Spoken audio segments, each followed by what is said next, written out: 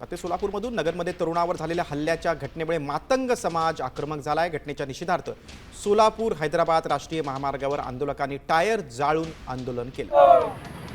Tyre जाळल्यामुळे मार्गावर लोक पसरले, मात्र या आंदोलनामुळे दोन्ही मार्गाची वाहतूक ठप्प झाली।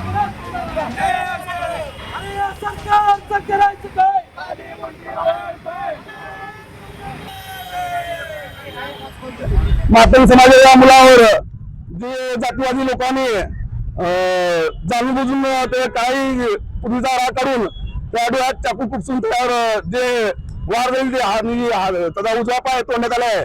जे भाजप सरकार जातीवादी सरकार आहे, त्या एका सरकार एकीकडे म्हणतं की मातंगाच्या वज्रमुठीत हिंदुत्व आहे, आणि हे आम्ही हिंदू नाहीये का?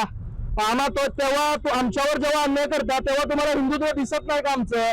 मग का या सरकारने आमच्यावर का अन्याय करतात? या अन्यायाला कुठेतरी थांबा मिळाला पाहिजे। हा अन्याय न थांबल्यास आज सोलापूर हायवे बंद केलेला आहे।